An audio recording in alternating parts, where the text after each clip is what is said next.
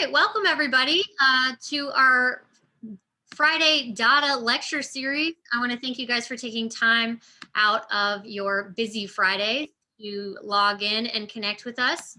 As always, I want to thank our speakers committee.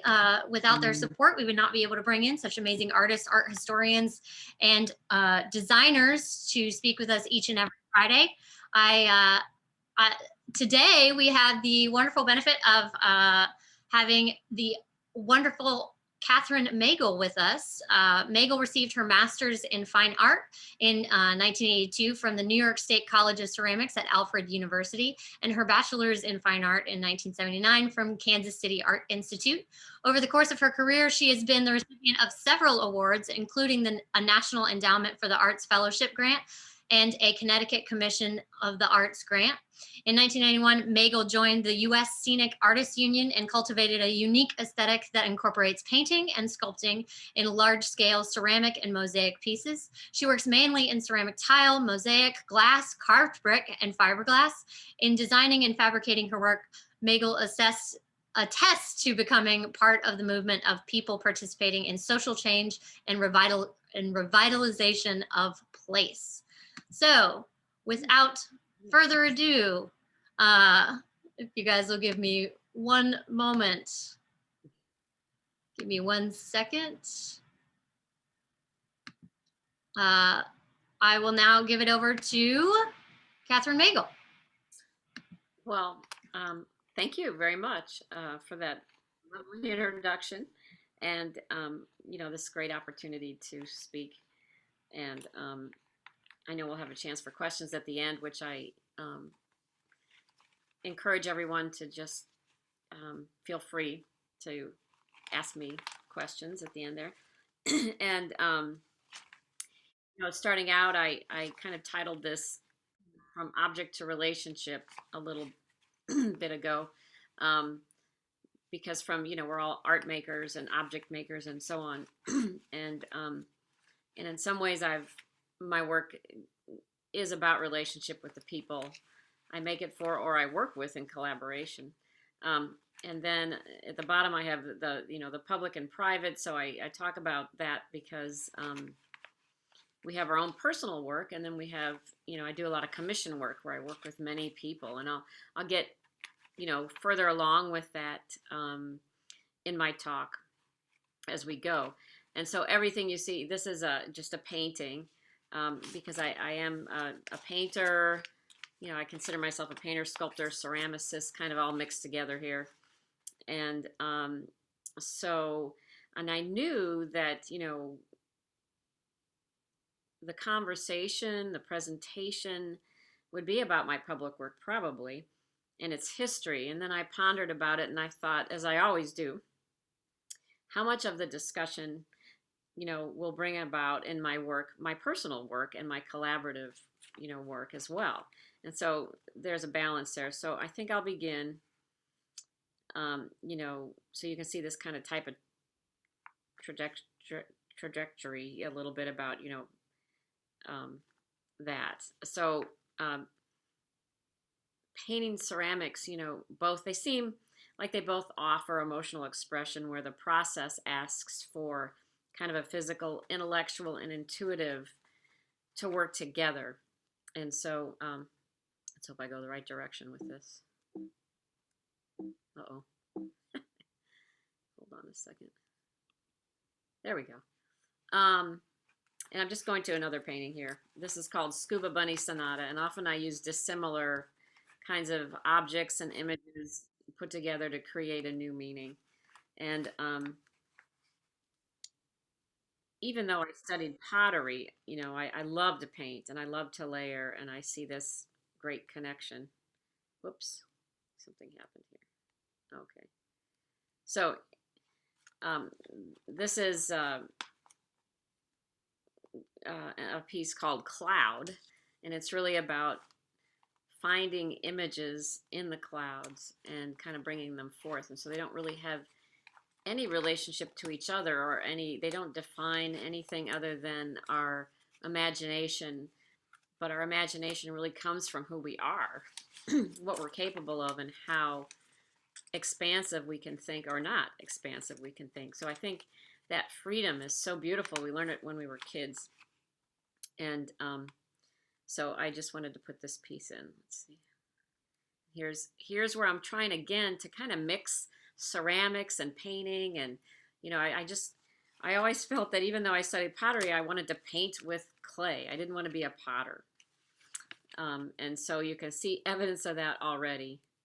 And so here's some more, work. And none of this is in any kind of order necessarily by when I made it. I'm just showing kind of the best work to illustrate what I'm talking about here. On the right, at the bottom, you'll see that's Val Cushing, and I studied with him at Alfred.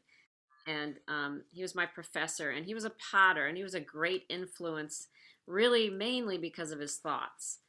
And I just wanted to read something he wrote me that was so beautiful. And so this is what I'm quoting him now. He wrote, "Hey, I want to tell you about my studio, and I'm glazing, and nature is all around me. There was a butterfly chasing a swallow. It almost brought me to tears. This paper-like thin, delicate creature and its courage and strength to defend. Swallows eat butterflies. To see a butterfly chasing a bird, it's beautiful." Getting back to what is beautiful, he always cited the connection nature had to us. But more than this, he listened to see the messages like this one given to him, and then he would share the profound beauty of that message with me. And it was more than anything else for me to learn this from him, because it supported his work so much. And his attitude about life was really part of his work. So I began to realize our philosophy of life is really our art. And it just was so powerful for me. I wanted to share that for all of the students because it's so important to pay attention to those things. So then the picture above is my mother and father. My mother was an artist. My dad sold, original prints. And so I did get kind of, this influence from way back. And then on the left is Ken Ferguson, who was at the Kansas City Art Institute. And I can quote him as saying, "Do what you love. Your work comes first." In other words, make sure that you're happy, you love what you do in life. And we hear this constantly, and you'll never work a day in your life, which is really true to some extent. So there's always something new to say with your work. And we have discoveries every single day. And our lives are about our work and what we are trying to do. What is meaningful and what matters about what we do, and what matters to others, to myself. It's all a big journey. And this is where I'm just pouring, I don't know how many of you are ceramicists, just using cast slip and cutting it and pouring it and creating textures in little environments. I did a few pieces like that. So when I talk about my work, I want to just say I'm involved in this process of making things because it matters. It matters. And I try to step back and think why it matters to me and why it might matter to other people, what we're making. And so, and when I think, I'll go back here a little bit, and then I think I'm interested in beauty. I think I'm interested in what is beautiful. And does it matter? Not everybody's going to think my work's beautiful. That's fine. But I wanted to just say this because this is how I think of beauty. And it has something to do with biology, like bees and flowers. People like certain things, but also history, culture, and fashion. And I think pleasure is very political. Pleasure is part of what controls people. Advertising is directed at our pleasure, and taste is tied to class and hierarchy, a social structure, and that has something to do with beauty too, and status quo. So all these words get mixed up in what is tasteful and what is beautiful, and then that shifts. And so when I say beauty, I'm saying it in this sense. So I wanted to start with this. This was a commission, and it's called Reflecting on a River, and it was really about rebuilding and collaboration that began with the passion of the community to want to see a um, an area of the city. We were trying to reconnect to nature and also be kind of become a little more of a river city. You know, the Mississippi. We're not really a river city. We're trying to be a river city. So we did this mural in that with that in mind. So whether it's social, political, environmental, or cultural transformations that take place, public art is kind of when you're hired to do it. Those are some of the things that can happen. So this is the renderings from research I did about um, the Missouri flora and fauna, and then this is kind of the model of it. Went along a flood wall, and so this is kind of the model. It's on a bike path, so they can understand what it's going to look like, pretty much. And so you'll see more of this. So this is beginning the work. Now this is pretty huge. It's 290 feet long, and undulates from 6 to 8 feet high in different areas. So this is how it began, with squares and working specifically from the renderings. Whoops, wrong way. Now here's the very beginning of the mural, and I started with these microscopic creatures. So this is ceramic 12 by 12 inch tiles with relief, and we tested glaze after glaze after glaze. So it's a huge amount of work. Originally, it started at a $6,000 project, and somehow became a $500,000 project in the end. And we outreached to over 1,500 people during this project, and included schools. And so even though it was designed, there are these areas, like in this slide, you can see little tiny fish. Children made those from all the schools we went to, and then we might make the larger carved fish. So they added vitality and texture to our design. And this was a 3-year project, so this is quite extensive.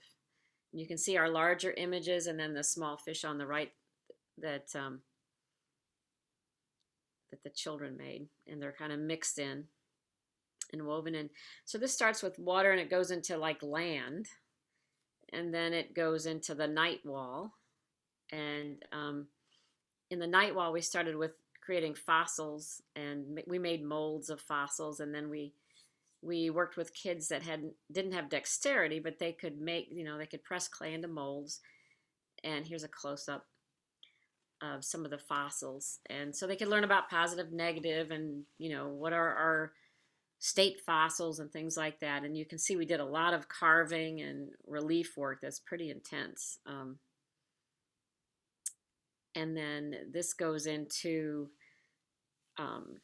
starts to go into the migration section of the project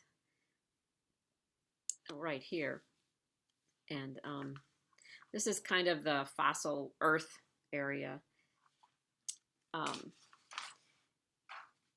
see.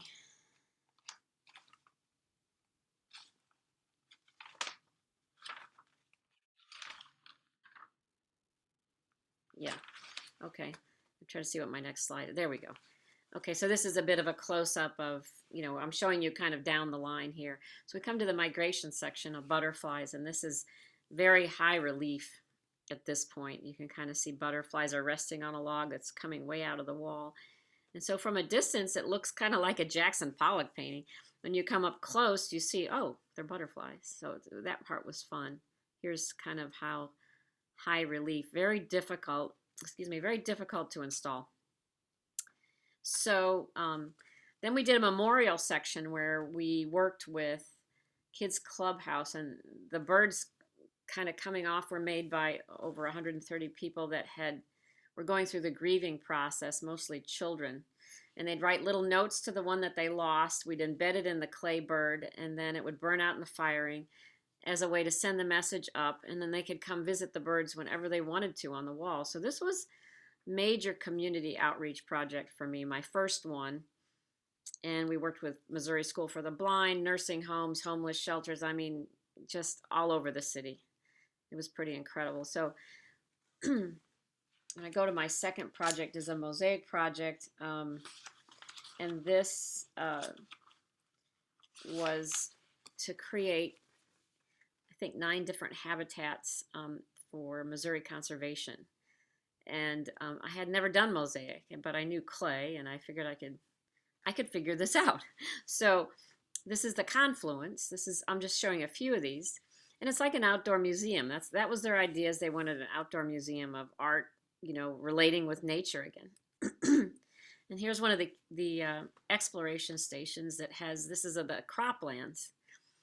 And so there's the mosaic of the croplands. There's a place where you can make rubbings and a booklet and read about croplands in this area. There's a close-up of the, it was really fun to mix colors. It's like painting with glass, very similar. Again, I'm working again with materials. I feel like I'm painting in a way with materials instead of paint. This was the slough. And you can kind of get a glimpse of behind there. You can go into that kiosk and kind of read about that environment, that habitat. And here's just a few of the other ones. Prairie lands, bottom hardwood forest, and forest regeneration is on the bottom left. And so that was a very good project to learn how to mosaic. I'm kind of coming back a little bit here. I'm dovetailing with some painting, because you can get very involved in your public art, and then all of a sudden you're like, wait a minute, I am an artist, so I want to do my own work. But it's so important to keep that part of yourself alive, because that's who you are. And so when I talk about, some of my paintings, this one in particular, and other ones, I draw kind of from collecting images from many sources. They could be pop culture, traditional culture, references, patterns, cellular formations, nature, dreams, political illusion, whatever. And these compositions, can be upside down, right side up images. It's, I kind of deny any kind of perspective in some of my pieces. And part of that reasoning is it states to me that we cannot see everything at once, really, and that we can't present everything at once. And it to me it also states that we can't see everything for what it is, really, all at once. And so it's really part of how I construct my meaning with my work. And then here's another work. Another part of my work is always I'm bouncing back between 2 and 3 dimensions. So this is a huge painting. This is probably 20 feet by 10 feet. And so these clay pieces that you can kind of see are on the surface and kind of coming forward. This is a painting that went from black and white to color, and then the cloud on the left was made of all these little sparkly things and pieces of jewelry and so on. And it really was about my mother passing away. It's called Good Night, and that was in honor of her. And here's a close-up of the cloud, which is kind of like a mosaic, really.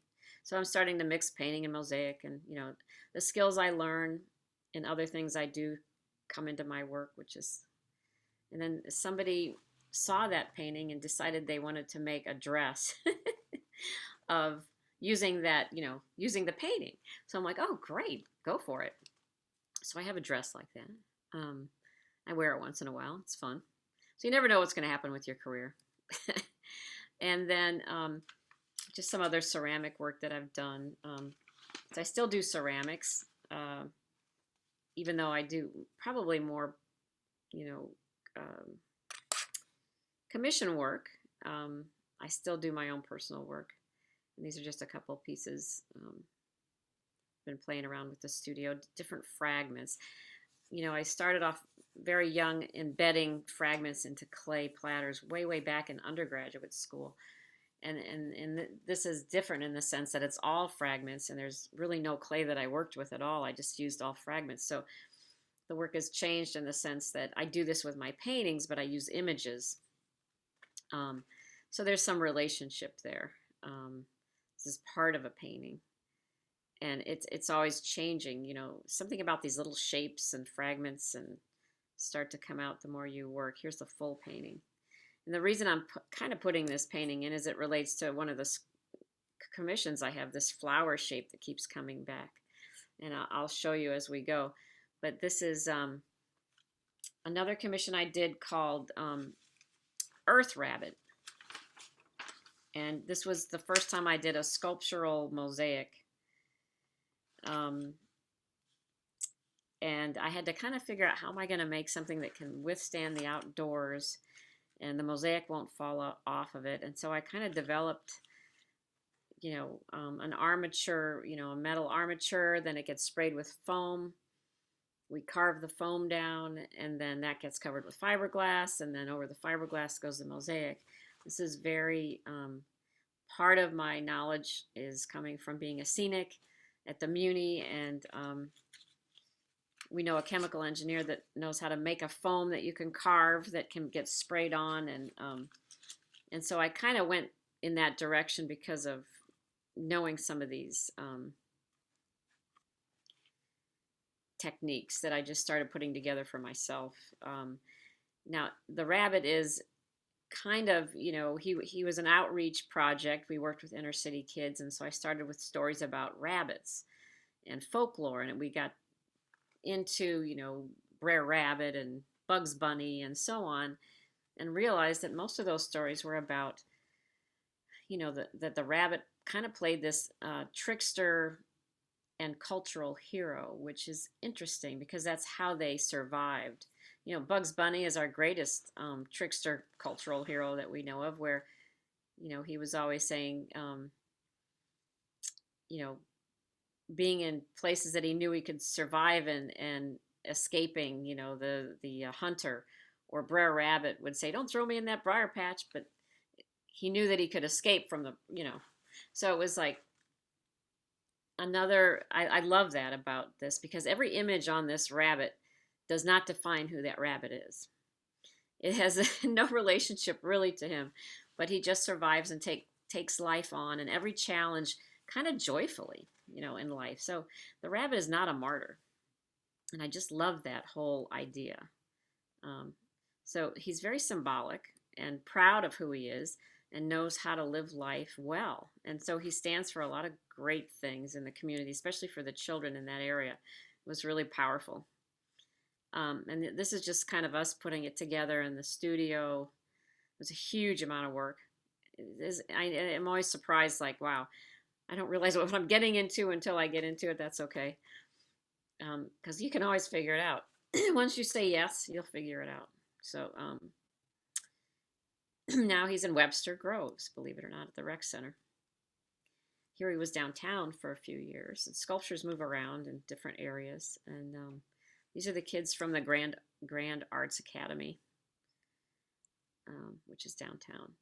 Now, this is a different kind of, this is a rendering. I wanted to show you maybe what, how you might start with a project. This is for a wall in California, and it is mosaic. And this is the rendering. So it's 100 feet long by 3 feet high. So it's a very long, I always get these long wall projects. So here it is in its place. No community outreach with this particular project. Just my design, and it's about the tidal pools and so on and the beaches in California. It's for an art collector, and this is made with tiny little pieces of smalty glass, which is fabricated, or made in Italy and Mexico, and this was fabricated in Germany. And so this is fun to see a close-up of how some of these creatures look like by the way we mix color with glass, how they look like they're underwater. And then all the colors of all these tiny pieces of glass mixed together. It's really color mixing, completely color mixing. And then the sizes of these tiles can change and create another layer. So it's layering. It's so much like painting to me. Um, and I guess that's a little bit of a close-up of how, using the warm and cool colors and how much color in one place can kind of determine so much here. And then this is the end of it. This is the sand area, which you can see it's just not sand colors. It's so many beautiful glass colors all together. And I just love that about mosaic. This is quite a big project here. It's a wading pool. It's all handmade from clay that we made in the studio. This was a huge project. It was probably a $48,000 project. And it was for a private residence. This just kind of shows, how we cut out shapes, and then all the rest of the tile we made. We did put some glass in with it, some for the smaller detail. So it's glass and clay and so on.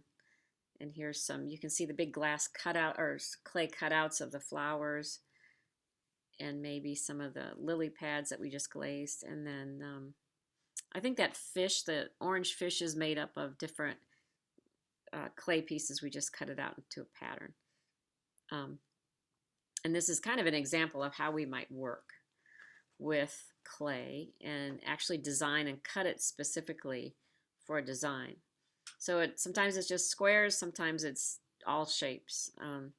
It's like putting a puzzle together. It gets pretty complex. And so you can kind of see one of the birds here of what we were just cutting out over there. Now this is, again, another three-dimensional piece that's in Webster. And this was fun because I wanted the bottom of it to be blue, and yet I wanted it to have lots of other colors in it. So, that's the first time I kind of played around with that idea in this respect. But then you in the flower area, you can kind of begin to see where with the mosaic you kind of draw, the flow develops the form.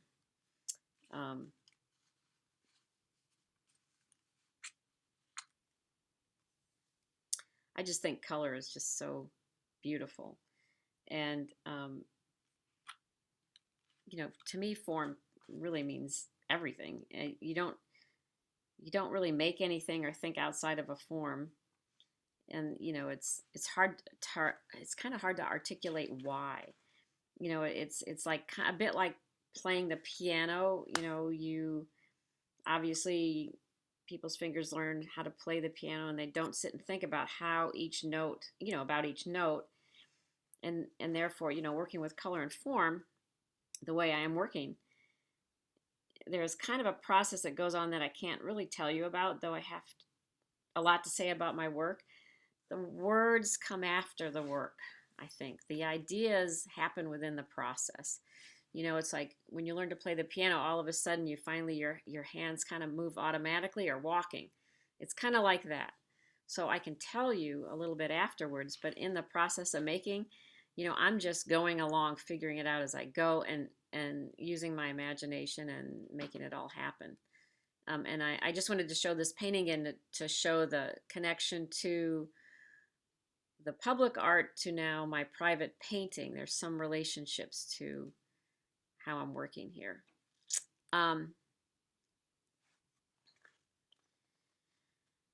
Let's see. This was a mural down at the De Bolivar Metrolink station, and again, it's just a way to point out the two-dimensional, three-dimensional relationship that I just love. These are metal cutouts. The cage with the birds on the outside, the ladder, and then the History Museum, since it's near the History Museum. And it's really about the community. We outreached with some homeless men, and they helped us figure out how to do this. I mean, and I designed it, and another woman that worked with me, Con Christensen, she was that, did a lot of the outreach connection for the project. So it changed, and we added some images from the schools around town, and worked with, this is a great collaboration with an industry, and they actually cut out the metal pieces. And after we gave them a CAD drawing, and they cut it with a water jet cutter. And then some scenics painted one of the cutouts to look like the History Museum. And so there's a lot of collaboration that can happen. When you work this large, you can't do this all by yourself anymore. You're not just doing a painting here and there. This is about 40 feet wide by 10 feet high. And so just installing it on the wall is a huge production, because being outdoors, you have to really make sure that it doesn't fall and hurt anyone, or it lasts as long as possible. So there's UV protected coating, a lot of research involved in that. Just saying it's really fun, but you're kind of hired to figure all that out as well. And the name of this piece was Vehicle Destination Imagination. So it's a kind of about city life in St. Louis. So there's lots of images to look at and ponder and try to figure out, what is your relationship to this object, and how can you not only relate to yourself, but other people in your community. There's a close-up of us kind of laying out the ladder to see how that fits. So, another part of doing public art is creating these spaces where people take pride, feel safe, and claim ownership is really what starts to happen when you're working with community. And anything you put outside in the public arena, you are working with community, and they should be first in your mind to relate to historically, like I said, politically, environmentally, whatever way you choose. But at the same time, are you going to create something that is they become part of the process? I think that's the most powerful. And here, this gives you a scale a little bit. It looks a little shorter than it should because it's kind of skewed, but it gives you a little bit of a scale. Now, I was thinking we could take a little trip here to China.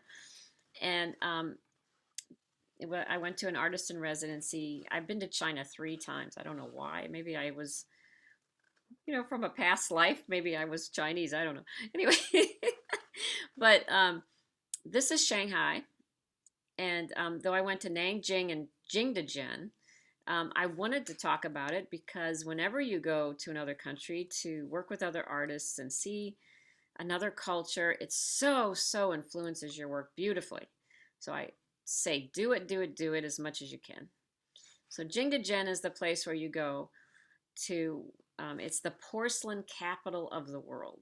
And so the Chinese have been painting, the designs for 5,000 years over and over and over and over again. It's all repetitive, but they're genius at it. They're so skilled. We can't even come close. So artists from other countries say, okay, well, we're going to go over there and use the pottery forms and the skills of the artisans and create works for galleries. And so there's a place called Pottery Workshop in China, in Jingdezhen, where you can go do that. And it's fantastic. I mean, it's just a great opportunity. I highly recommend going. So this was the first place I went. And then some of the things, there's a residency called Sanbao, and some of the leftover products from some of these, places in Jingdezhen get tossed out or tossed away or whatever. And so they started making these great sculptures and walls with forms, pottery forms. And this is part of, beautiful part of China where Sanbao is. Lovely area. It was just great to see how they build and all the different types of things going on in China. It's just so diverse. These are some great photos of resident artists that have created works, and maybe they've left some things behind, and someone starts to build a wall and they keep adding on to it, and now there's these great walls that are a collaborative effort that are fantastic to see there. When I went to Jingdezhen, it was the year of the rabbit, and so this is kind of what you see all over this little village. This little village that they call it probably has at least 1 million people in it, but it's all just that town, all they do is ceramics. It's really interesting to me. They have other towns that might just do metal. It's really cool. So here's one of the factories, and here's Mao Zedong, of course, where they do, the slip casting and put it together and they sell it. And then we went to areas like this, which are way, way, way out in the middle of nowhere, and they're living in, with no heat, and they use fire and other things to stay warm, and it's just a whole nother lifestyle. So the resources that we're used to having are not there. So I found that so incredibly amazing to be around. And what I wanted to talk about was a little bit about that was, working without resources when we went to Nanjing was very freeing. The Chinese culture has a completely different logic and set of ideals that was very valuable for me to see. And their rich history and progressive growth are just juxtaposed everywhere. So our our kind of group of artists really made some great work. So I didn't have any tools really. I had, I think, a jigsaw and some luan, and we were supposed to be working in clay, but they couldn't get it to us. So I just started cutting up luan shapes and putting them together. You can see in this piece, and I created this sculpture. And I could find paint, but we couldn't find a lot of the sculptural materials and tools that we actually needed. But we did create great things because of that. And here it is in the Contemporary Museum of Art there, where we had our exhibition. And this is the other side, and I found an old bamboo ladder that I painted and stuck in my sculpture, which was really fun. It's kind of all about the to me, that's a symbol that I use in my paintings sometimes, like in that mural that you saw. And here it was just there, and it was bamboo. And I thought, wow, this is awesome. So I was having the greatest time. This is the studio we were working in, and we just kind of took it over. And then here's some of the painting I found. I couldn't find canvas or anything. I found old curtains, and there was this great window, and I just started painting on the curtains and layering like I do with my paintings, but with curtains. And then having that light coming through, I was just having a blast. And it was just dealing with what was at hand and what was in front of me that made it so fantastic. And here I am there, just kind of crouched down, playing around on the floor with some more imagery. And a lot of it's about the culture. A lot of things that they do that we don't do, like to celebrate, they let off firecrackers. And so I think this painting's really a little bit about that experience, just kind of comes in. But when I did get home, my work became, certainly the influence was still there, and I used these parasols and created this is a wall piece. And then, to me, the influence is obvious, but it's also, I'm using some quilt patterns below that are very American. And this is an artist I'm sure you're familiar with, Joseph Stella. And I started looking at, after doing those kind of cutout things, I looked at his work and thought, that's interesting. It's a wall piece, but it's cutouts. And so I got a commission, and this is the model made out of paper. And I started playing with, I wanted to do something with metal, not clay, that represented the way I worked in China. But metal, and it could withstand the outdoors. So this is the other side of the paper piece that I made, and here it is, still in progress of painting it outside here, but this is a metal piece that I made that really was from my experience working with no materials to be found in China. Now I have a CAD machine to, computer to come up with these shapes with that can be cut out with a water jet now and then welded together and painted, which was great fun to then come back and transfer all that knowledge, back into a sculpture I could put out in the public here. And then I think the technology today where we can take a rendering like this is walking cat, um, and then place it in an environment so someone can understand how it's going to look, with Adobe Photoshop or whatever we're using these days is really fun. And so as I think of all the collaborations with industry and, technology and people that I've come across, it's been so much fun. Here's the actual sculpture being carved of Walking Cat, which is not done yet. It's about at this stage, but it's about 9 feet high. Um, and this piece you probably have seen in the community is I just wanted to put this in to show what the Walking Cat might look like with mosaic on it at some point with different images on it. This is really about the harmony of jazz and also the history of jazz, and we could go into long stories about that, but that is Louis Armstrong and Bix Beiderbecke, who used to kind of sneak around and play together during a time when black and whites were not allowed to play together. It was taboo, but they did anyway. And that was the precursor, jazz was the precursor to the civil rights movement, which I did not know until I was commissioned to do a piece for about jazz. So that was the story I wanted to tell. I thought it was very powerful, especially today.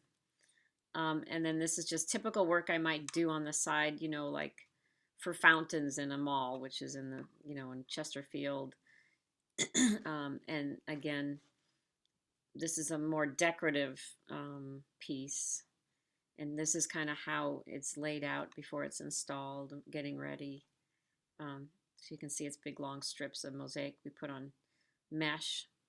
And there's a little bit of the process of how we mosaic onto mesh, and then that gets, picked up and put in place. So you don't put every little piece in place, you put the whole thing on at once. And that's quite a process. Now, the latest thing I'm doing right now is a very fun collaboration with two men from Smart Controls who are engineers. And we are starting a new company called Art Sculpt International, and we are selling tile and mosaic for artists to work with, and mosaic artists and artists. And on the right side, we have a little, with their MakerBot 3D machine, they made like a cutter, so I can make the same shape over and over and over again. And we're doing all kinds of things. They've made shapes for benches I'm going to make with a MakerBot, and the process is so much faster. It's just so fun. So these are some of the products we're kind of playing with. The cutter can kind of make these much faster, and this might be something that I like to create that I can sell to other artists, and they can add them to a larger piece and start from there and create new works. These leaf shapes, these are some of the things we're trying to make in the for other artists to work with. And so we're just having a lot of fun, and I think other artists could play with these and make new patterns and designs and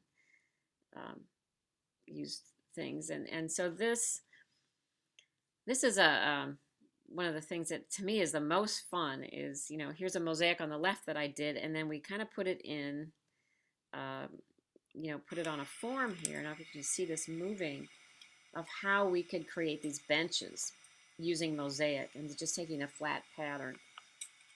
And they did this, with their computer. This is beyond me.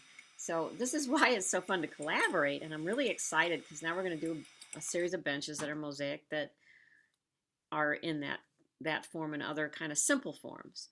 And they can be colors and, whatever somebody, they can kind of be custom made for anyone really around the world. So I think that's kind of where Art Sculpt International, that's kind of what we're thinking. And so this is probably the most exciting part for me is I'm kind of moving on to something a little bit more in my control. I'm not waiting for a commission to come and hire me. I'm going to just start doing it myself. So that's important to mention because we're freelance, and so how do we make a living when we're depending on, the gallery, or we're depending on the commission coming through or whatever, that's all good. And I say go for it as much as you can. But on the side, there's always that personal work, that way, like how can I create a revenue engine in between all that, so I'm not unemployed for 6 months and those kinds of things. So this is my idea to make that a little bit easier. Anyway, so I guess we should open this up to questions, and any part of what I've talked about, any aspects. And I'm showing you just a very small part of my work. I know it's kind of quick, not to see, all my paintings or all my ceramics. You're getting a little taste of everything, but hopefully it's enough to give you some idea, why I'm where I am right now. So thank you for listening, and please ask me some questions. Awesome. Thank you, Catherine, for the overview. The the the nice cross section, if you will, of your broad career. We did get a few questions to start in the chat. You guys feel free to put any questions that you have for Catherine in the chat, or if you want to turn your video screens and your mics on, feel free to chime in to the conversation. But to get you started, Catherine, Emily had a question. She said, how do you attach clay pieces to your painting? Some of the layered collage work that I believe you showed at the beginning of the presentation. Yes, with some of those, I think the painting was done on a fabric that could hang on the wall, and so in that case, I just literally used a nail and had a place in the painting where I knew that piece went, and hammered it into the wall through the painting and just hung the work right on the nail. There's other times where I actually built just a wooden structure that held the painting. Yeah, it held the ceramic pieces, and the painting was on the wood behind it. So there's been a few different ways I've done that. I like the easy method of just hanging the work on the wall right through the painting. Nice. Yeah. All right. Another question we have is from Lauren. When working on large commissions like the Rabbit, how does a team come together to help you complete the project? And do you have a group of people that you consistently work with for those large scale projects? That's a very good question. That is, I've developed a team, but I think in the beginning, and I would actually hire interns from, Webster University, WashU, and SIUE mainly. And students would come in, and they weren't always ceramic majors either. And they would work sometimes for credit and sometimes pay. Some people would even volunteer in the beginning. And over time, I snagged a couple long-term people that stayed with me for a long time. And most of the time, I'd be writing letters for graduate school, and I'd lose everyone, and which was fine. We've stayed in touch all these years, but I do have a few people in the community that are here that I've trained that stick with me. Now that we're starting this manufacturing, we're going to be hiring more people. And how do I pull it together? Sometimes I had to make a decision. I need, some of the people I hire need to be skilled, and then some other people don't need to be as skilled, that can kind of fill in and start from the bottom up. And so I usually let people kind of gravitate to what they like doing. Like some people might want to make glazes, and others might want to mosaic or something. But those early projects, I'd put in way too much time myself, because I'd be working around the clock and people would be coming and going. So it's not so easy to manage. But again, over the years, I have a couple of people I can rely on. I get a project, I call them, they come in and help me. And then the project's over and they all go home. So now that the manufacturing's coming in, I'm hoping to keep people all year round. So that's how it's changed a little bit. I hope that helps a little bit. Yeah. Just for those who are sort of novices to the public art sort of realm, uh, could you explain a little bit about like how some of those commissions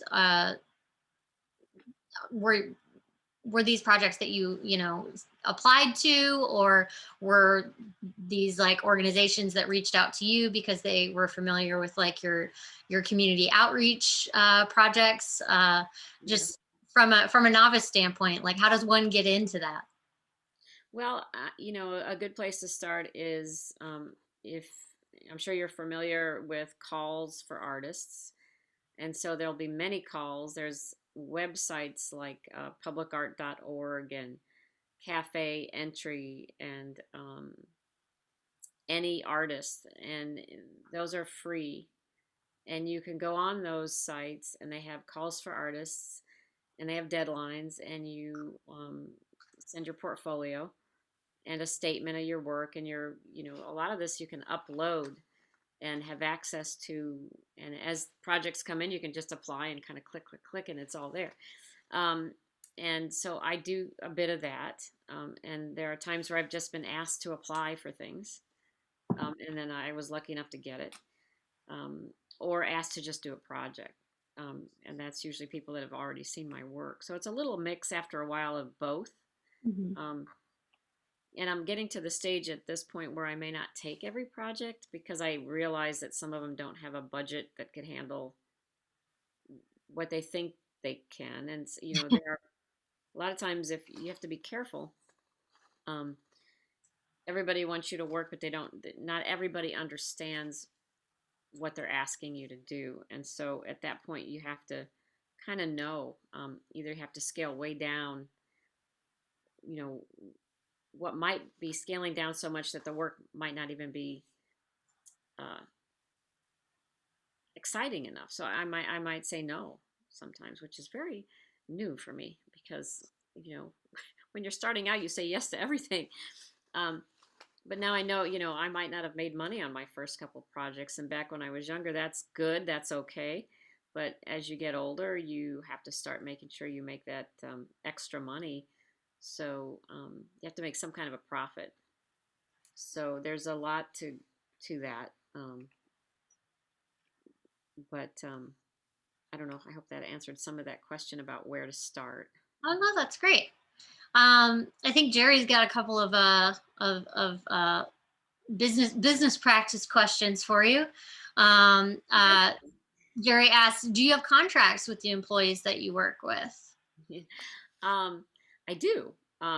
That's interesting because my very first contract, I went to Lawyers for the Arts, and they will assign you someone that'll help you in St. Louis. Um, and they helped me write my very first contract that kind of protected me. And I've used that format for a while. And if somebody that doesn't give me a contract, I'll say, okay, I'll write the contract. Or if they send me a contract, I'll say, well, this is okay, but I got to add this to it. And just realizing that everybody wants a win-win um, is important because that's really what we want. But you still have to go, well, what about the weather? And, what if something happens and I have to write this clause in there and so on. So Lawyers for the Arts helped me kind of come up with some of that jargon originally. And I have worked without a contract. I would never probably do that again because it outlines, your timeline for the client so they know when to expect the work. And if you don't do that from the beginning, then you know there can be a lot of misunderstanding. So you want to know, when you want to get paid, and 50% up front, maybe another third before you finish, and then the very last bit after it's installed and delivered. So all that needs to be in a contract. So if they ask you 20 times to redesign something for your design fee, you want to have at least, you know, a fee that it's an upcharge if they're going to ask you 100 times to change it, like enough is enough kind of a thing. So I'll change a design maybe twice, and then after that I have to ask for an upcharge because otherwise they take advantage of your time. They don't know they're doing that. It's not like they just don't realize the amount of work that's involved. So you have to protect yourself, and I think a contract will do that in many ways. Yeah. Absolutely. Hmm. Jerry also wanted to know, do you copyright your work? Um, I used to. I know I did with the flood wall. Um, I haven't really. I haven't done that for a while. I probably should, but originally I did. I had that in mind, and I think I don't know what I think about that right now. It's a good question. I don't know if I have a great answer for it. I figure the work is a copyright itself to some extent, but I know anybody's going to do whatever they want. And I also think that, yeah, we're all influenced by each other. That's great. Um, I kind of like that. Uh, and I've had people try to do similar things of mine in terms of, like from the flood wall. And I Mhm. think, that's great. It's never going to look like mine, and I'm never going to make what they make. So I kind of think it's okay, to be inspired. And if somebody tries to um, do something similar, that's doesn't really bother me. It just asks me to get better as an artist. Like, okay, what's the next step? um, Like maybe this is the time when I evolve the language, right? yes, right, yeah. So Um, Jerry would also like to know, how do you handle having to redo or fix a piece? I feel like this is a big question for a lot of artists, especially those who have ever made something that has been damaged. yeah, that's an interesting question because there's maintenance on Hmm. all public art that's out there, and I think whoever owns it has the responsibility to make sure it's maintained. And over time, I've actually done tile restoration for people, and I've also done tile and mosaic restoration for other artists, and also for um, the Metrolink station for some metal pieces that needed to be repainted of a local artist that didn't really want to do the work. And I know there's one of my pieces that needs some restoration, and I think that's just typical. I usually, when I finish a piece, I have a maintenance sheet I give the um, client, so they know what they're up against in order to, is it high maintenance, is it low maintenance, what do you do, um, and so they can maintain their own work. But you're not in trouble if, let's say, in 3 years something needs to be repainted. You're not, they might ask you to do it for money. They have to pay you. They, I have to reseal sometimes the flood wall because it has to be resealed, the grout joints, so they stay waterproof for, every 3 years. Now they've come up with a new grout that doesn't even need that. So this is awesome. Technology changes, but it's okay to go uh, uh, kind of restore something, but you need to get paid for it still. Oh, absolutely. Yeah. Um, uh, Jerry, do you want to sort of elaborate on this last question? Just because I don't really know the context of that. Right. So the question is, have you ever had ethics issues with your clients?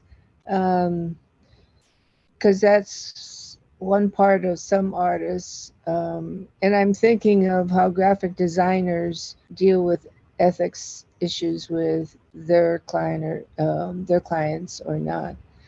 Um, If it's like they're doing something that might affect you in an adverse way, and you have to stand up for yourself, kind of thing, or is that? yeah. I, Uh-huh. Or I maybe you don't want to do it that way. oh yes. Um, I've never had trouble with that until recently, strangely enough. Mm, And I have a mm. client, and they didn't want a contract, but it was a large sum of money, and I thought, well, I need the money. It's right around COVID.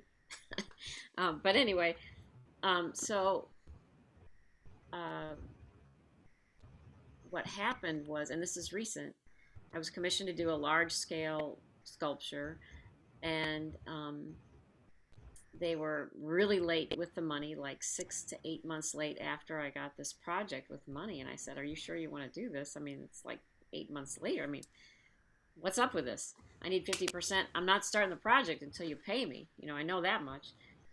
Never start a project until you get some money, but 50% Mm. up to start." So they did give me half the money, and then I started the project, and I get pretty far. And then all of a sudden, December 1st, I get this letter saying, "Stop all work on project. We have a mix up with some kind of," they were very vague, there's religious connotations about this and that. It was a piece, and they specifically wanted a dog. This is for a veterinary research center on a campus, on a college campus. They actually told me what they wanted me to make, and I didn't like that, but I did it. They wanted this animal in the kind of the same position as the rabbit, because everybody wants the rabbit for some reason. I don't know why, but anyway. So I said, okay, I'll just do this, and I wasn't really happy about it, but I thought, okay, it's money, and I'll do it, whatever. So they say, stop, stop, stop everything. Okay, it's been 5 months that they asked me to stop the project. So what do? I have this piece half done. I have all these materials, all this money invested, all these people that I've been working with are gone now. I have to store the work. I have to do all this. And I finally wrote him a letter. I said, due to your abandonment of the project, I am canceling this project. And so I canceled the project. And they said, well, you can't cancel the project because we're supposed to be good stewards, and we're going to find a new location. And I'm thinking, these people don't know what they're doing. There's no contract. And they don't know what they're doing because they don't even know where they want it. And somewhere they got their wires crossed. And my first mistake was not, was to do it without a contract. But then again, my good mistake, I mean, something that I did well was write a very good letter, very unemotional, very factual letter that I am canceling the project due to abandonment. If you want to reinstate the project, I'm happy to do so, but it's going to incur more cost. And I'm going to want a contract, and it's going to be on my terms because they've been jerking me around, basically. But I said it in a very professional way. Never get emotional, ever. Just state the facts. It's not an emotional situation. Everybody still wants a win-win, but, I'm stepping out because they're not, they've abandoned it pretty much. So they say, well, we'll find a new place and we'll get back to you. Well, then now it's been another month, of course. And I said, my letter stands. My letter stands. It is canceled. If you can actually perform and do what you say, then basically, I would say it in a very nice professional way. Yeah, if you do it, I'll believe it, kind of, But if it ever comes, if it becomes a year later and they still haven't responded or figured it out, then as far as I'm concerned, I also wrote that all the materials in the sculpture pretty much belong to me. Then there's nothing they can do. But, I've never, ever had that happen. And other people in other businesses have said they have had that happen. And so, again, another great point to say, always have a contract. A deadline can be, if you both agree that there isn't a drop dead deadline and it's within a few months. I've never been late with a project.